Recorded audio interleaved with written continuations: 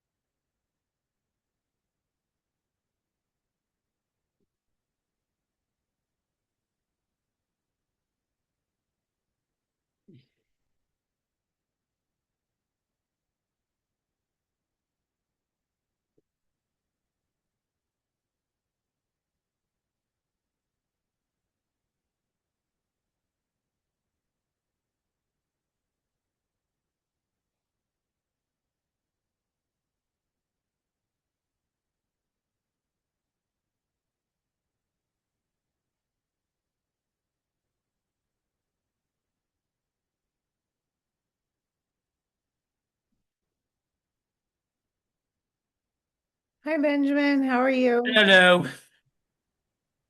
All right, you all ready? Yeah, hold on, let me put lip gloss on. No, that's okay. All right. All right. Okay. Okay, just give me 1 second. I got Hold all on. dressed up, so you know. Yeah, no, that's fine. Just give me 1 second. Okay, here we go. I'm Okay. just gonna be myself. Me too. All right, everyone. Welcome to what autism really is. I'm Benjamin. And I'm Allison. And today we're going to be explaining to you guys about the different types of autism. But since she and I are both high functioning, you'll get the perspective of two people who actually are autistic versus people who are in colleges and universities that just live textbook theory. So, now that we got that out of the way, okay, autism isn't a disease or a flaw. This is what we call a neurotype. It's just basically different brain programming if you understand a supercomputer, is really all that it is. That means we experience the world differently in thinking, feeling, communicating, and sensing things around us.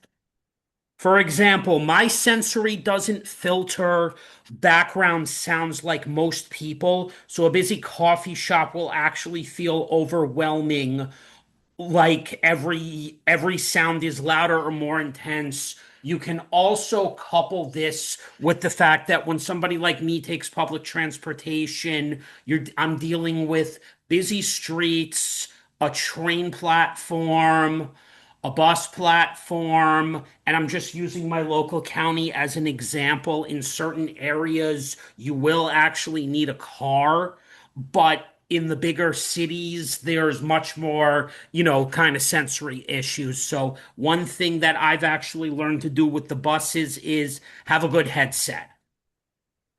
I agree, Benjamin. And that's just one example. Everyone on the autism spectrum experiences it differently. Some of us focus deeply on interest, notice tiny details, and or think in patterns. All right, so simple. Oh, I don't need, we don't have that. So, here are, you go first. Here are some things people might notice in autistic folks, but remember, not everybody all has the same thing. So, social communication may be different. For example, direct speech or unique humor, sensory sensitivities like sensitivity to light, sounds, or even textures, deep focus on special interest. I know I have a lot of those, and processing emotions or social cues differently. I would like to pull from this. I have a lot of different ambitions and passions myself in this particular area, much like Allison.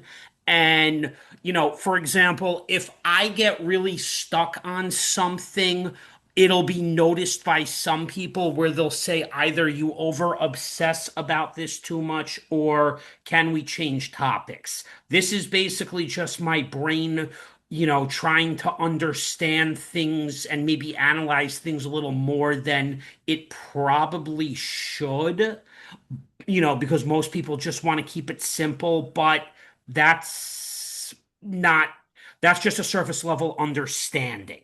Even if you're in academia, just understand this because an academic textbook can tell you one thing, but a human can tell you another thing. I just, I learn differently, is really all this is basically alluding to. Yep, we all do. Some autistic people are amazing at spotting patterns or paying attention to details that others miss. That's a strength, not a problem. Uh, And then there are just other traits. Like, for example, if you put me in front of a computer screen to learn programming, I will probably do much better with that, or a chalkboard of facts, in like one of my favorite subject areas, which was history. If you try to give me math, unfortunately, let's just say my brain didn't necessarily like all the fancy math I had to learn growing up because Yep. most of it I couldn't even really keep except for basic addition, subtraction, multiplication, or division. You know what, Benjamin? I understand where you're coming from with that. Mine are a little bit different, but I want to clear up some myths. It's important to clear up some myths. Which myths? Oh, yeah. So, some of the myths are about us lacking feelings or empathy. Sometimes we just show it differently. We may not respond. I mean, it really just depends. But there are other myths out there, like autistic people don't want friends. Autism is only a childhood condition, or autism comes from vaccines. So there are on those myths, we do want friends, but we also look at it a little differently. So, from our point of view, especially as you and I, have a decade between the other, but we probably have about similar friendship experiences. I don't mind having friends, but what I don't like is kind of having to lower myself to their conversation standards when they don't want to understand things that maybe have gone on in my life, or they only get a surface level understanding but they don't want to listen. uh Autistic people don't have feelings. Yeah, I think I've heard that one before. And what I would actually say to that specific one is we do have feelings. There are things that we sometimes unfortunately can't let go of. Yeah. And that's because the brain is now processing a bunch of different emotions all at once. Yes. So, like, for example, if you have a death in the family, something that might take someone maybe a week to a month for an autistic person might actually take a lot longer than a month. Like, depending on how close you were with the family member, it could take maybe a chunk of the year, depending on what your relationship with that person was. I was going to say the same thing. It took me over a year to fully get over my mom's passing. And so, yeah, your timeline is about correct. It could be months, it could be years. Yeah. I don't know what that's going to be like when my mother or father's time in this world are up, but that remains to be seen. Autism is a childhood condition. I'm just batting my eyes at this one because if you're calling it a condition, then you're conveniently ignoring a discussion on mental health. And we all tried to tell you this in the 1990s when you didn't want to listen to the discussions about mental health. And what did you say? You thought autism was back then to people who are not autistic people. This happened with a podcast guest of mine who I knew since the fifth grade. We got told we couldn't discuss mental health, and that was not an important conversation that we could have. But in the 2020s, at least they're having the conversation, so you should be happy. Yep, this Do is I true. even want to laugh at how stupid that statement is? We all told you what mental health was back then. You decided to basically all call us the mentally retarded word, which nobody let, or which I'll just, for purposes of this video for our audience, it's the R word, which no one wants to hear. Yep. Except the R word actually never went away. The R word today is just used in a demeaningly different fashion. Yep. That's the discussion I think most people on the autistic spectrum would be more happier if anyone who is undiagnosed autistic, we would love to have this conversation with you guys, but you decide to fight us on it. So what can we do? Other than basically make videos like this, for your education. Absolutely. Autism comes from vaccines. Considering the current United States Secretary of Health and Human Services walks around this belief, um, there's not ignoring the fact that he made the statement, that's a myth. It's not, vaccines do not cause autism. What autism is it's a neurological it's a neurological construct, and all it really does is just affect certain parts of how we think, or it causes us to think and process differently. For purposes of this video and example, think Elon Musk, the CEO of various different Fortune 500 companies. He's on the autism spectrum, even though he comes from a lot of money and he thinks Hmm. completely different from most of regular society. That's why he's so successful. Yes, and unfortunately, that part of it is ignored by the media because the media used him as a good example as a bad example last year and labeled it autism when, let's be honest about something, Elon Musk being quirkingly different from society matters little. Let's separate his two diagnoses from who he is as a person. Good. Most autistic people like you and me do not act like, somebody who's in business with a lot of money like that. Nope. I believe he had a lot of support though, Benjamin. Like I don't think I mean, maybe he is super intelligent, but yeah, you're right. I think because of the fact that he came from a family where money was never an issue, yes, he does probably have access to some of the better medicine in the world. He has access to much better health care than generally a lot of us, so I don't hold that completely against him at all for his upbringing because he has access to better stuff than, I do on some level. But, Yes, maybe eventually that will be me also where I get access to better stuff. definitely.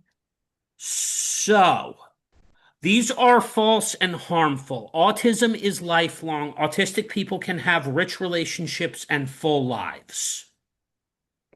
So when you're explaining autism to someone, make sure you use stories and examples instead of just labels.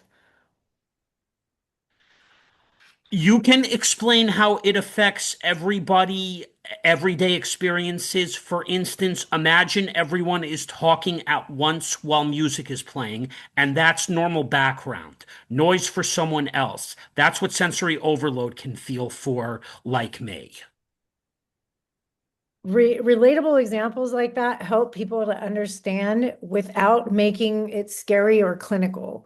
So, Here's a quick story from me. In school, I would get frustrated when group instructions didn't make sense to me. It was labeled and perceived as me being lazy by people who had a vague understanding of complete medical diagnosis back in the 1990s. I their answer back then to education was he needs Ritalin. When in all reality, it wasn't Ritalin that was the issue because I took different medications as a child. In fact, what it really was education itself back in the 1990s and the terrible. 2000s has barely evolved.